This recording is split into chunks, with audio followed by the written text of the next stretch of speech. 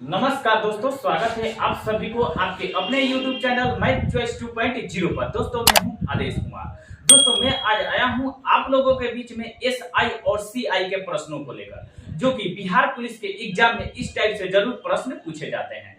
तो चलिए बिना टाइम गवाए हुए बढ़ते हैं प्रश्न की तरफ। पहला प्रश्न आपको स्क्रीन पे दिखाई देता होगा। पहला प्रश्न दोस्तों कह रहा है, किसी धनराशि को 10% साधारण ब्याज से कितना समय में दोगुना कर सकते हैं।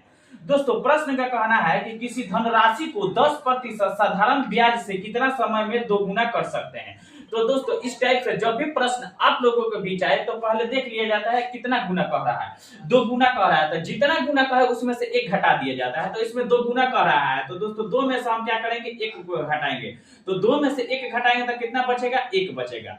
ठीक है ना दोस्तों। फिर इसमें क्या किया जाता है, 100 से गुना कर दिया जाता है। तो 100 से हम गुना कर देंगे तो कितना हो जाएगा, 100 में एक में गुना करेंगे तो कितना हो जाएगा, 100 हो जाएगा। ठीक है ना। फिर अब कह रहा है कि 10%, जितना प्रतिशत का है उसमें क्या किया जाता है, उससे भाग कर दिया जाता है। तो 100 में 10 से भाग करेंगे तो 10 दहिया 100 यानी 10 होगा। यानी हम कह सकते हैं कि 10 वर्ष में वो क्या हो जाएगा, दोगुना हो जाएगा।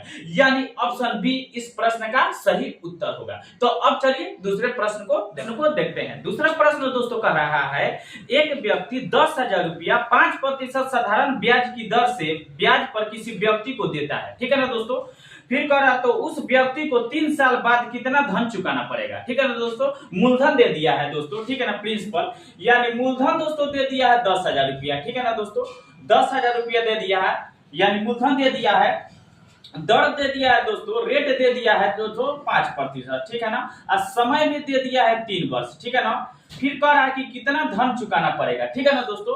तो दोस्तों हम जानते हैं SI बराबर यानी सिंपल इंटरेस्ट यानी साधारण ब्याज बराबर होता है R इंटू टी होता है। ठीक है ना दोस्तों, R इंटू टी होता है। ठीक है ना दोस्तों। तो गुना कर देंगे तो ब्याज निकल जाएगा प्रतिशत में। रेट कितना है, 5% है। ठीक है ना दोस्तों। गुना है तो गुना देंगे। टाइम कितना वर्ष है, 3 वर्ष है तो 3। तो गुना करेंगे तो कितना हो जाएगा, 5 के 15%। दोस्तों प्रतिशत में ब्याज 15% होगा। ठीक है ना दोस्तों। तो हमें लास्ट में प्रश्न में करा कितना धन चुकाना पड़ेगा, तो हम रुपया में पहले ब्याज निकाल देंगे। तो जितना मूलधन होगा उसका 15% ब्याज होगा।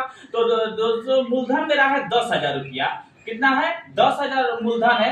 इतना का 15% निकाल देंगे दोस्तों तो हमें क्या निकल जाएगा, ब्याज निकल जाएगा रुपया में। ठीक है ना दोस्तों। तो प्रतिशत से इधर 2 जीरो हम काट सकते हैं। अब क्या करेंगे, गुणा कर देंगे। 100 में 15 से गुणा करेंगे तो कितना होगा, 1500 होगा। ठीक है ना दोस्तों। 1500 रुपया हमें क्या होगा, रुपया में ब्याज कितना होगा, 1500 रुपया होगा। ठीक है ना दोस्तों। हमसे लास्ट में पूछा कितना धन चुकाना पड़ेगा, तो धन मूलधन के साथ चुकाना पड़ेगा। ठीक है ना। तो 10,000 रुपया मेरा मूलधन है। ठीक है ना दोस्तों। 10,000 रुपया मूलधन है। फिर 1500 ब्याज आया है तो 1500 इसमें हम जोड़ देंगे। 1500 रुपया हम क्या करेंगे, इसमें हम जोड़ देंगे तो टोटल धन आ जाएगा। ठीक है ना। तो 10,000 में 1500 जोड़ेंगे तो कितना हो जाएगा, 11,500 रुपया होगा। ठीक है ना दोस्तों। यानी 11,500 रुपया धन हमें क्या करना पड़ेगा, चुकाना पड़ेगा। यानी ऑप्शन बी इस प्रश्न का सही उत्तर होगा। तो अब चलिए तीसरा प्रश्न को देखते हैं। प्रश्न दोस्तों कह रहा है कि 100 रुपये पर 12% प्रति वर्ष 2 वर्षों के चक्रवृद्धि ब्याज और साधारण ब्याज का अंतर 18 रुपया है, तो x का मान क्या होगा। ठीक है ना दोस्तों। चक्रवृद्धि ब्याज और साधारण ब्याज का अंतर रुपया में दे दिया है, 18 रुपया है। तो हम पहले प्रतिशत में अंतर निकाल लेंगे इन दोनों का कि कितना होगा। तो इसके लिए हम क्या करेंगे दोस्तों, पहले देख लेंगे रेट, यानी रेट कितना है, रेट इसमें दिया है 12% रेट है। ठीक है ना दोस्तों। और समय टाइम कितना है, 2 वर्ष है। ठीक है ना दोस्तों। तो हम पहले प्रतिशत में SI और CI का अंतर पहले निकाल लेंगे। ठीक है ना दोस्तों। तो इसके लिए पहले SI निकाल लेते हैं। तो SI बराबर दोस्तों होता है R इंटू टी होता है। SI बराबर क्या होता है, R इंटू टी। तो रेट है मेरे पास 12%, फिर गुना समय कितना है, 2 वर्ष है। तो गुना करेंगे तो 12 दूना 24%। प्रतिशत में SI यानी साधारण ब्याज कितना होगा, 24% होगा। ठीक है ना दोस्तों। अब हम क्या करेंगे, CI निकालेंगे।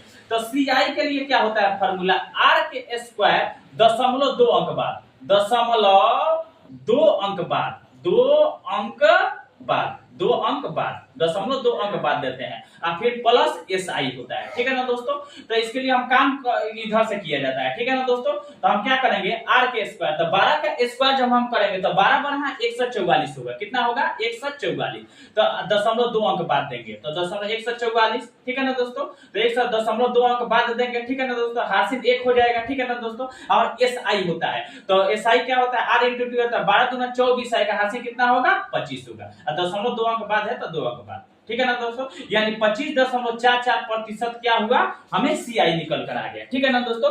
तो चक्रवृद्धि ब्याज और साधारण ब्याज का अंतर 18 रुपया में दिया है, तो चक्रवृद्धि ब्याज में से क्या करेंगे, हम साधारण ब्याज को घटा देंगे तो क्या हो जाएगा, अंतर निकल जाएगा हमें प्रतिशत में, 24% है तो घटाएंगे 25.44% में से 24% घटाएंगे तो 1.44% क्या होगा, अंतर होगा, यानी घटाएंगे तो होगा, ठीक है ना दोस्तों। तो 1.44% में यह ब्याज हुआ, जबकि रियल में कितना रुपया का अंतर है, 18 रुपया का अंतर है। यानी 25.44% में से 24 घटाएंगे तो 1.44%, तो हम कह सकते हैं प्रतिशत में 1.44% का अंतर है, जबकि रियल में 18 रुपया का अंतर है। दोनों सीआई और एसआई का अंतर हुआ, इसलिए इसको कर दिया आपस में बराबर। हमसे पूछा है कि x का मान क्या होगा, तो x का मान जो भी होगा वो अपने आप में 100% होगा, तो 100% का मान निकाल लेंगे, ठीक है ना दोस्तों। तो इसको हम क्या करेंगे, प्रतिशत से तो प्रतिशत कट गया, ठीक है ना दोस्तों।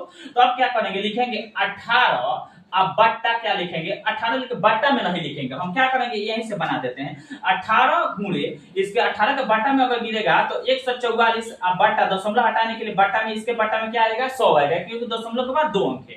तो इसको हम क्या करेंगे 100 को ऊपर ले जाएंगे, 100 अब बट्टा 144, और फिर ये गुणे 100 कर देंगे, गुणा क्या करेंगे 100 से गुणा कर देंगे। अब काट लेंगे इसको, तो इसको काटेंगे अगर 2 से तो 2 5 10, 0 पे 0, इसको काटेंगे 2 7 14, 2 दूनी के 4, ठीक है ना। इसको काटेंगे 18 1 में 18, 18 4 72, ठीक है ना। अब 100 को क्या करेंगे 4 से काट देंगे, तो 4 1 में 4 और 4 दूना 8, इसमें का 2 चलेगा तो 20 होगा, 4 5 20, यानी 25 होगा। तो अब गुणा करेंगे 50 में 25 से गुणा करेंगे, तो 25 में 0 से गुणा करेंगे तो क्या हो जाएगा 0 होगा, अब 25 5 125, 125, यानी हम कह सकते हैं कि 1250 रुपया क्या होगा, x का मान होगा। तो ऐसा ही वीडियो देखने के लिए धन्यवाद। मेरे चैनल को सब्सक्राइब और वीडियो को शेयर जरूर कीजिएगा।